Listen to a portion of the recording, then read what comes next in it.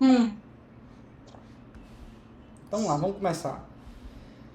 Então, Janaína, vamos começar aqui com o capítulo 8, que é teste, né? Teste de software, do livro de Engenharia de Software Moderna, de Marco Túlio Valente. Então, o primeiro capítulo, ele versa sobre o quê? Sobre a importância dos testes, né? Inclusive, ele bota essa pirâmide aqui dos testes aqui, falando sobre teste de sistema, teste de integração e teste de unidade. Que a grande maioria dos testes hoje que a gente desenvolve são testes de unidade. Certo? O que são testes de Uhum. unidade? São testes que testam basicamente uma classe, os métodos de uma classe. Tá ok? Temos teste de integração, que envolve teste como o próprio nome já diz, a integração com várias classes, ou até mesmo com agentes externos, como banco de dados, ou um sistema web, sistemas um sistema web, ou sistemas legados, ou sistemas externos à aplicação. E temos teste de sistema, que ele faz teste que a gente chama de end-to-end, fim a fim, que é teste de como se fosse um usuário interagindo com o sistema. Certo? A gente bola esses testes. E a grande versatilidade desses testes é que esses testes aqui, eles são todos automatizados. É um programa que testa programa de computador. Certo? Você faz um programa que ele vai testar um programa. Tá? Hum. Ele mostra aqui as figuras com relação a mostrando como é que é os testes o escopo de teste de unidade, que vai testar apenas uma unidade, que é uma classe. Temos teste de integração, que testa duas classes ou um agente externo como banco de dados. E o teste de end-to-end, que envolve todo o sistema. Certo? Fim a fim, como se fosse um usuário utilizando. Então ele começa a discursar sobre teste de unidade. O teste de unidade, como o nome já diz, é para testar uma unidade, para testar uma classe. E aqui ele usa como exemplo um framework JUnit, que é um framework em Java para fazer testes unitários, para fazer testes em Java, certo? Testes automatizados. Então ele desenvolve uma classe aqui, uma classe pilha, certo? E depois ele desenvolve um teste, por exemplo, que é para saber se essa classe está vazia ou não. Desculpe, se a pilha está vazia ou não. Aí a pergunta é, você entendeu esse teste? Entendeu essa dinâmica? Professor, assim, a parte de conceito, sim, né? Agora, Certo, quando mas e a vai, parte de código? justamente, quando vai para montar os códigos, eu fiz do meu jeito, professor. Mas não tem esse Não negócio sei de se fazer tá. do seu jeito não, Jânia. Tem que fazer do jeito certo. Eu fiz do jeito, igual os exemplos que tem no texto. Certo. Mas não tem esse negócio de meu jeito não. Tem um jeito certo. É o jeito de fazer como é o jeito de programação. Tem que fazer do jeito correto. Certo? Aí ele desenvolveu Quando o senhor corrigir, você vai ver, né? Oi? Quando o senhor corrigir, você vai ver, né? Os códigos. Eu vou... Tem que ver o teste. Agora você sem computador para executar os testes fica complicado, né, Janaína?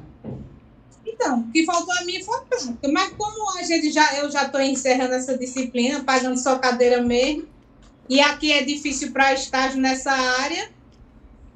Me diga uma coisa. Você tem mais alguma disciplina além de banco de dados e de engenharia de software? Só banco de dados agora. Quando terminar banco de dados, aí você termina o curso. É. Não.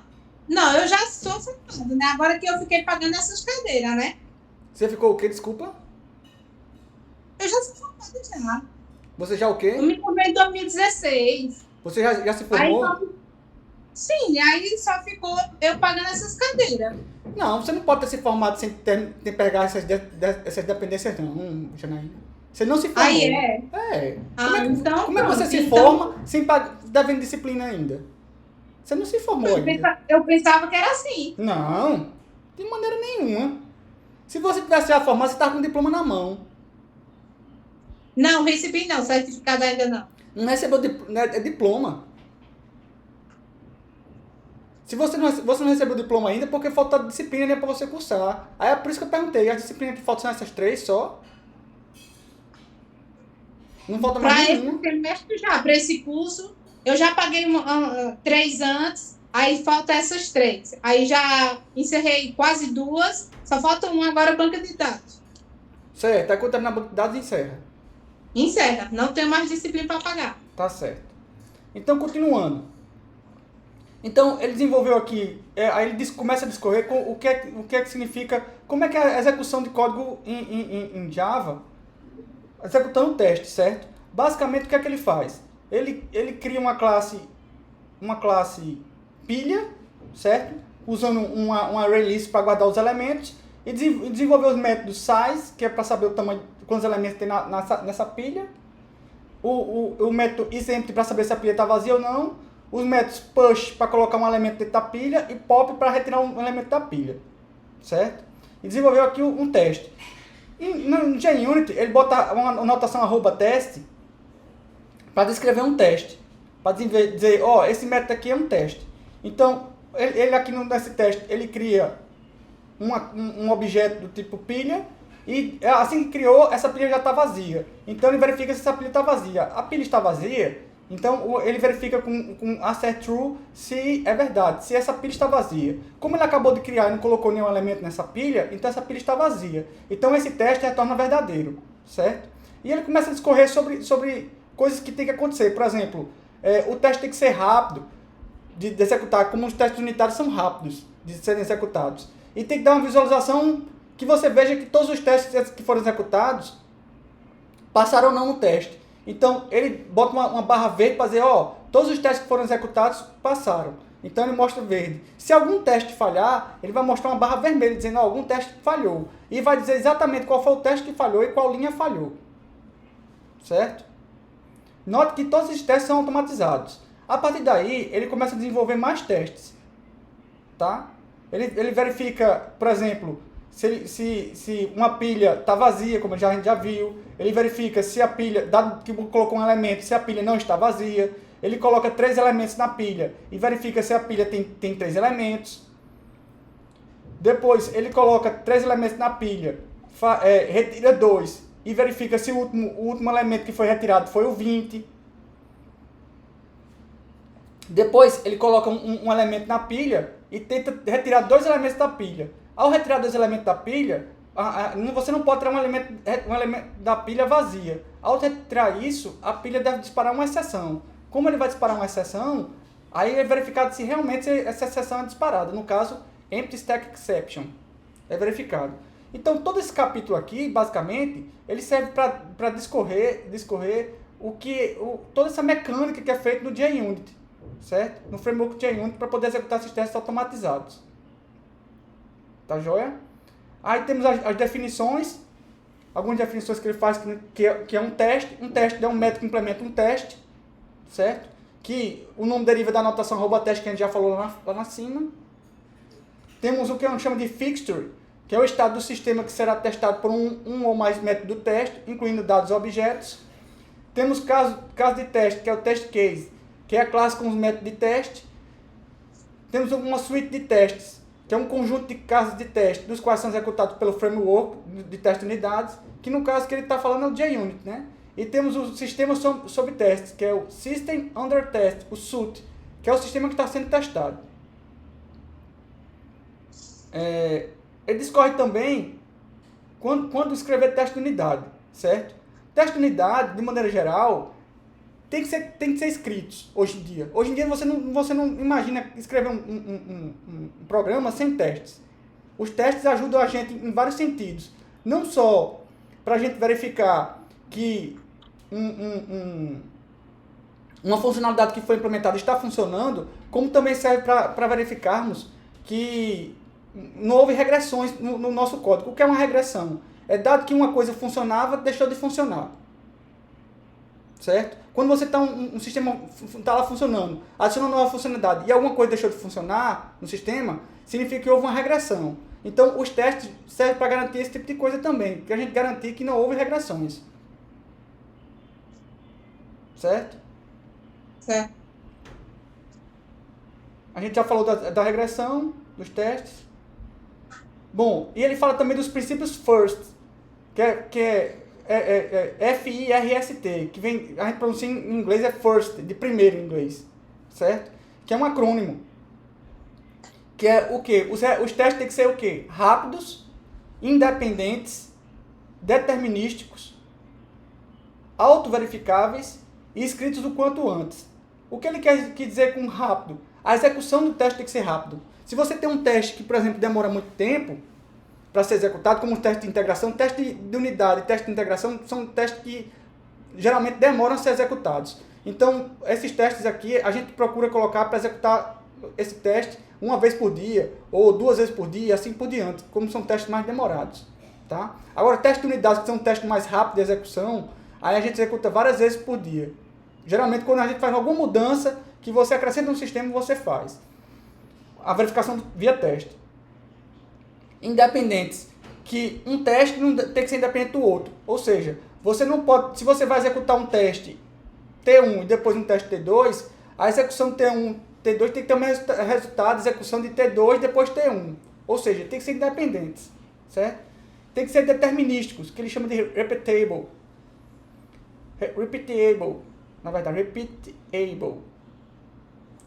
O que ele quer dizer com isso? Que o teste se você vai executar o teste N vezes, ele tem que ter o mesmo resultado nas N vezes. Ou seja, não pode ter resultado não determinístico, ou seja, resultados aleatórios, certo? Tem que ser um teste que você saiba o resultado dele. Tem que ser auto-verificáveis. Auto-verificáveis é que o próprio teste verifique se ele passou ou não, certo? No caso, demos uma indicação pelo teste, a gente vai usar o acerte para verificar se o teste falhou ou não, e se caso ele falhou, dizer em qual linha, em qual arquivo foi que aquele teste falhou. E escrito quanto antes, o timely, significa que a gente deve escrever um teste o quanto antes. Em alguns casos, você pode até escrever primeiro o teste do que o código que vai passar naquele teste. Certo? Você não faz o código para depois fazer o teste. Em alguns casos, você pode fazer o teste antes mesmo do código. Certo? Aí ele discorre sobre test smells. Test smells são, como a gente pode dizer, são coisas que não, são desagradáveis que tem em testes. Certo? São preocupantes, como ele diz. São características preocupantes de ter em testes. Tá? Que características preocupantes a gente pode ter? A gente pode ter um teste obscuro, que é um teste longo, complexo ou difícil de entender. No geral, qualquer coisa que é longa, complexa e difícil de entender em código, isso não é uma coisa boa, certo? Como o teste também é código, é ruim de você ter isso, certo? Teste com lógica condicional. Se você tem um teste que verifica se, por exemplo, uma determinada coisa acontece, vai verificar um código ou não, aí aquilo ali é um teste que tem uma lógica condicional. Esse tipo de coisa é ruim de ter em teste. E duplicação de código em testes, certo? No geral, duplicação também é uma coisa, em alguns casos, tudo bem. Mas, no geral, quando você tem duplicação, você está quebrando um princípio que a gente chama de DYI. É o princípio DRY. Don't repeat yourself. DRY. Certo? Que é evitar duplicação de código. Tem também que ele discorre sobre o número de acertos por teste. Tem autores que dizem que a gente pode ter só um acerto por teste, que é uma verificação por teste. Tem autores que dizem, não, a gente pode ter mais de uma verificação por teste. No geral, isso aí depende do que você está fazendo, certo?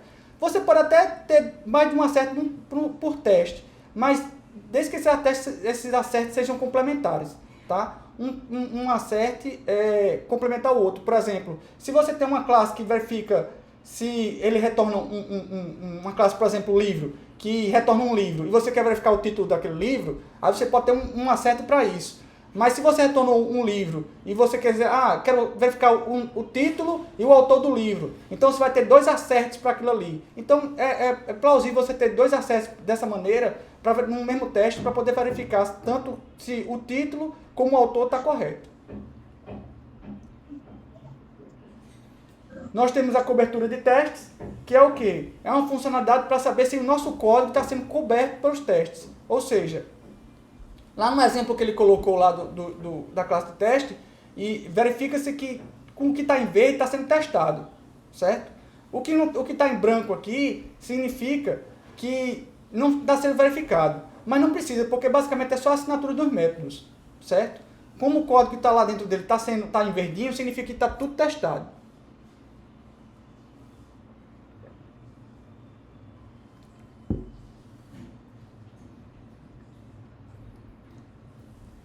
Aí quando ele retirou o teste Empty Stacking Exception, que dispara uma exceção caso tente se retirar um elemento de uma lista vazia, de uma pilha vazia.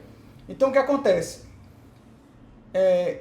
Ele colocou aqui em vermelho, dizendo aqui, você não está testando esse código aqui, que é o lançamento de uma exceção. Então isso aqui é para ajudar você a colocar um método de teste para testar essa funcionalidade aí, certo? A parte de cobertura lhe ajuda nesse tipo de coisa. Verificar isso para você. Aí ele discorre também qual é a cobertura ideal de testes. Não há um número preciso para isso, mas o que o pessoal recomenda é 70%, pelo menos próximo de 70% de teste de cobertura, certo? Valor abaixo de 50% não é legal, começa a se tornar preocupante. E muito difícil de chegar a 100%. Muito difícil de chegar a 100%. Porque há muito teste que não compensa você fazer. Por exemplo, você fazer um teste de uma classe, por exemplo, você faz uma classe endereço, aí coloca get rua ou get número, que só vai retornar o número daquele endereço. Fazer um teste para isso é trabalho desnecessário, certo? Que é um resultado muito trivial, é uma execução muito trivial. Então não compensa fazer esse tipo de coisa, certo?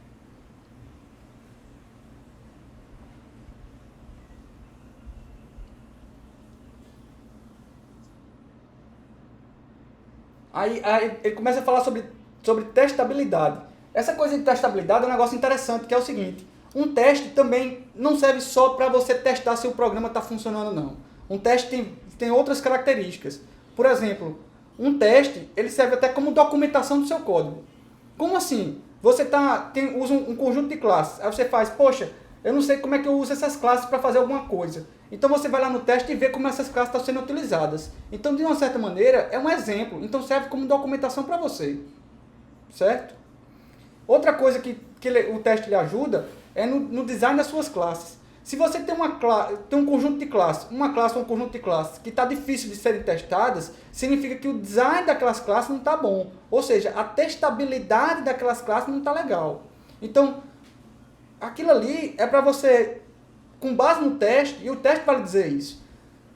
Está difícil de testar isso aqui. Talvez tenha que quebrar essa solução em mais pedaços. Ou modificar, ou botar uma interface, ou criar uma classe abstrata, ou separar em mais de uma classe. Então, esse tipo de coisa, o teste vai lhe dizer. Certo? Que é justamente sobre essa parte de testabilidade que ele fala. Ele dá como exemplo, então, um servlet, que ele criou um servlet, certo? E nesse servlet que ele criou, ele colocou um método aqui, que é para calcular o IMC de uma pessoa. Só que ao fazer isso, colocar num servlet, é muito trabalhoso se você desenvolver um teste para isso. Então o que ele fez? Não, vamos separar então. Eu vou criar um método, uma classe IMC Model, para calcular o IMC de uma pessoa, do qual eu vou calcular esse IMC e retornar o resultado. Então eu vou colocar no servlet para chamar essa classe daqui. Certo? Chamar a classe e chamar esse método que calcula o IMC. Então, dessa maneira, eu posso testar de maneira separada. Eu posso testar esse IMC e não testar esse servlet aqui. Certo? Ou seja, o teste me disse que, como estava difícil de criar um teste para esse servlet aqui, ficou mais interessante eu pegar esse servlet e quebrar em dois. De maneira que eu tenho uma classe IMC Model que calcula o IMC e tem um IMC Servlet que vai fazer o servlet, né? Vai fazer a passagem dos parâmetros que ele pegar no servlet e passar para o model calcular esse IMC, certo? Outro exemplo que ele bota também é de chamada assíncrona, que você pode ter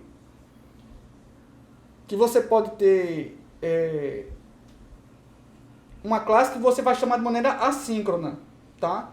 E como vai executar de maneira assíncrona, você pode não ter o resultado logo da execução daquele método.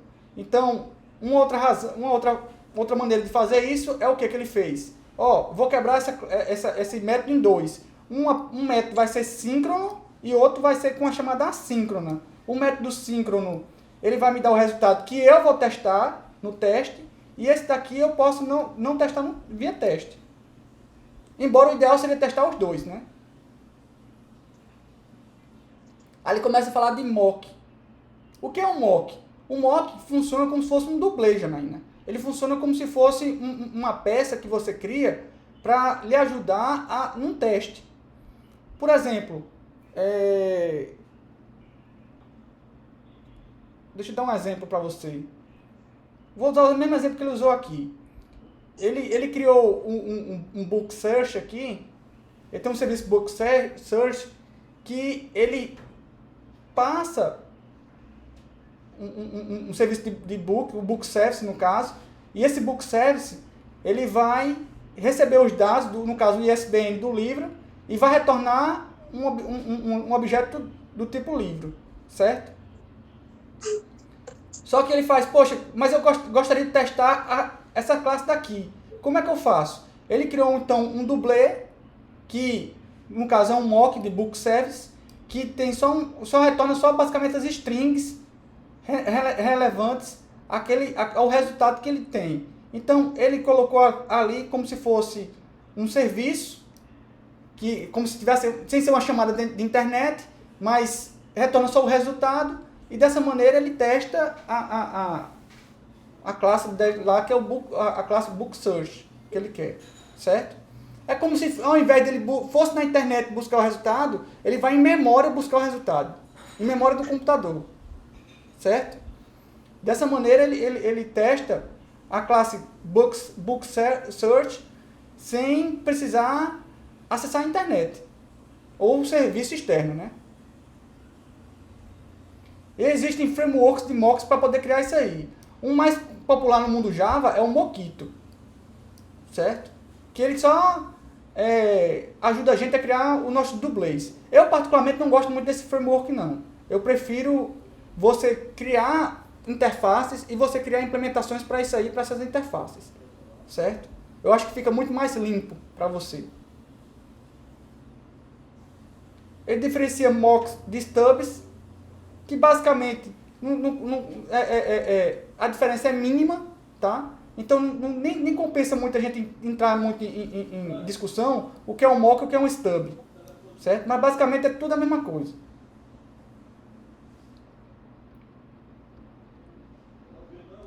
Ele começa a falar então de TDD, que é Test Driven Development, que é o desenvolvimento orientado ao teste. Qual é a ideia dessa abordagem? Essa abordagem é uma prática na qual você primeiro desenvolve o teste para depois fazer o código que passa naquele teste, certo? Indiferente que é de maneira contrária do que ultimamente a gente usa, que é primeiro escrever o código para depois desenvolver o teste para aquele código. Qual é a vantagem? Qual é a vantagem disso? A vantagem de você usar TDD é que você, por exemplo, pode focar basicamente no que exatamente você vai precisar desenvolver para o seu código. Por exemplo, você não fica... Se você tem um código que é, por exemplo, para calcular o IMC, usando um exemplo anterior, que é para calcular o IMC, aí você faz, eu vou fazer uma classe para calcular o IMC, para calcular o índice de gordura do corpo, para calcular o índice calórico do corpo, de glicose. Aí, isso tudo você faz se você perder tempo. Quando o foco é justamente só você desenvolver o IMC. Então, quando você desenvolve o teste, você faz, quero desenvolver só o código do IMC. Você faz o teste não vai passar, porque não tem código de IMC ainda, então você vai desenvolver o código para passar naquele teste. Uma vez passou, você já parte para outra funcionalidade. Isso faz você ganhar tempo, certo? Ganhar tempo e ajuda você a focar no desenvolvimento do seu código.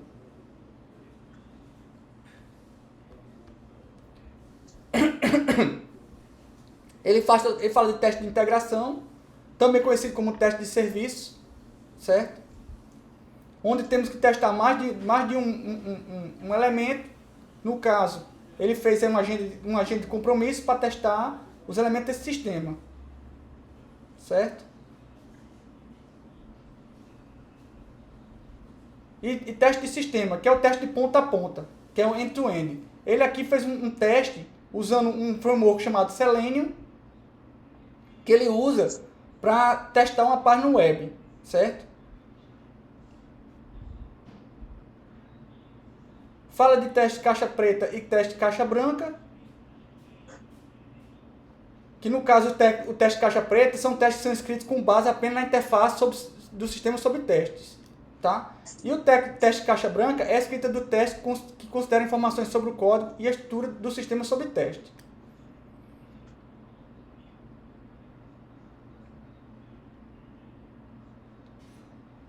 Fala de seleção de dados de teste, no caso a partição de classe de equivalência, que no caso é uma técnica que recomenda dividir as entradas de um problema em um conjunto de valores que tem a mesma chance de apresentar um bug. O que isso quer dizer? Por exemplo,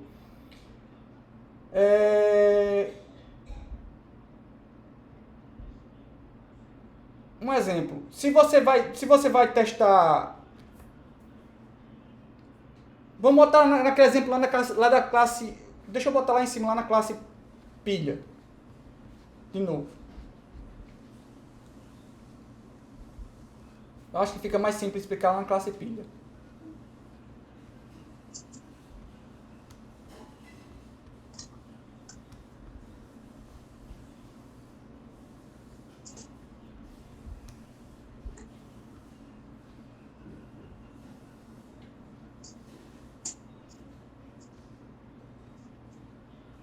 Pronto. Aqui na classe pilha, veja que ele botou os valores 10, 20 e 30, não foi?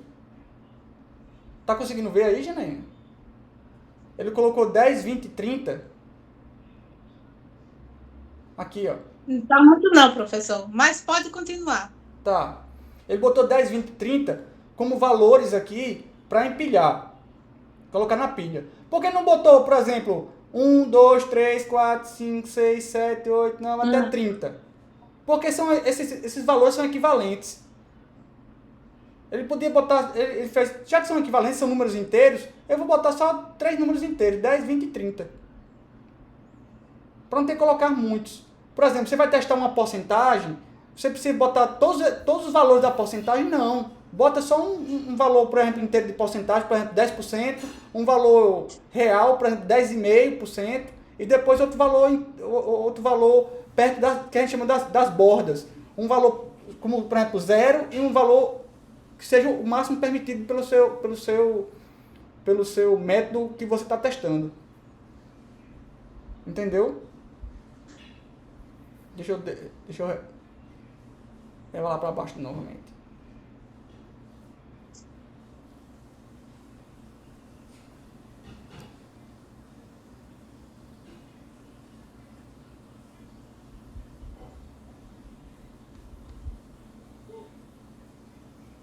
Então, temos o teste de aceitação, que são os testes que são feitos pelo cliente, com os dados do cliente.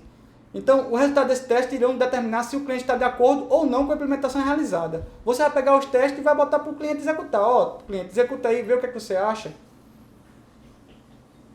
Certo? Dado que o cliente aprovou a execução do sistema, o sistema está aprovado. Pelo menos pelo teste de aceitação. E temos como teste de requisitos não funcionais. A gente pode ter, por exemplo, teste de desempenho, certo? Como, por exemplo, acessar... Você tem um site, desenvolver um sistema que é um site. Aí eu quero saber se esse site consegue suportar 5.000 usuários simultâneos. Então você vai fazer um teste de desempenho para simular 5.000 usuários simultâneos, fazendo 5.000 requisições ao mesmo tempo. E você também pode fazer teste de falhas, né, que vão simular eventos anormais de um sistema. Por exemplo, quando uma queda de algum serviço. No caso do site, o que acontece, por exemplo, se o banco de dados cai? Então você vai fazer um teste também que executa esse tipo de coisa. Tá certo? Alguma dúvida até aí, Janaína? Só realmente nos códigos, né, professor? E também teve algumas questões que pediam muito umas funções. Entendeu? Para fazer esses testes, né, em funções. Que tipo de funções? Esse tal desse if, né, para montar, tá entendendo? Tem a parte também... Qual é a questão? Me diga qual é a questão? É a 3. A 3, né? A 3 que tem as funções, aí você tem que montar o código em termos de coluna. Eu montei do jeito que eu entendi, viu, professor? Você está falando da terceira questão? Uhum. Não, mentira, da 6ª. Ah, tá. Eu estava lendo aqui e não estava entendendo o que você estava falando. A 6ª, a 6ª. Da 6ª, Não, né? mas a terceira também fala em funções. Certo. Eu fiz no meu entender, né? A coluna também, para montar esses tipos de coluna, aí para onde é que vai a seta. Pronto, é a 3. Eu montei a 3 em forma de coluna, do mesmo jeito da 6ª. Só não foi no código mesmo, mas assim, Mas deu para entender. a terceira questão não tem nada a ver com coluna, não, viu? Professor, veja só, mas aqui está dizendo assim, ó. Supõe uma função e retorna um enésimo termo de uma sequência. De Fibonacci. Isso, aí escreva um teste de unidade para essa função. Certo. Eu fiz em forma de coluna. Não. Você teria que fazer um código para ela.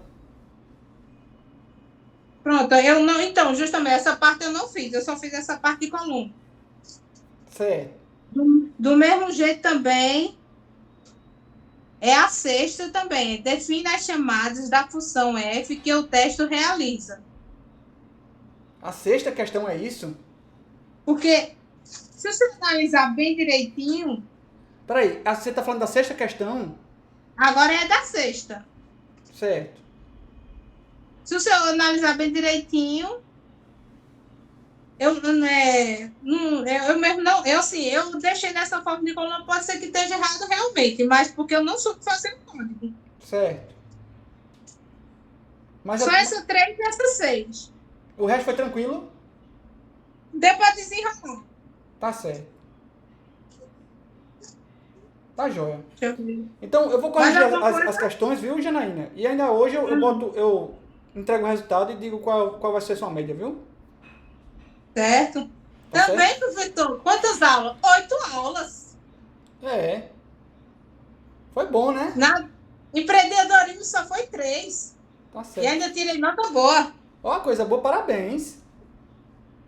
Parabéns. Foi realmente, acho que foi a única disciplina que acho que teve bastante aula, foi essa. A aula que é bom? Assim que é Mas bom? o ruim é assim, professor. Era bom se eu tivesse aí em Recife, né? Porque Verdade. aí tem mais... Aí, como é que se diz? Aí tem mais estrutura, né? Verdade. De acordo com esse meu curso. Aqui no interior não tem, professor.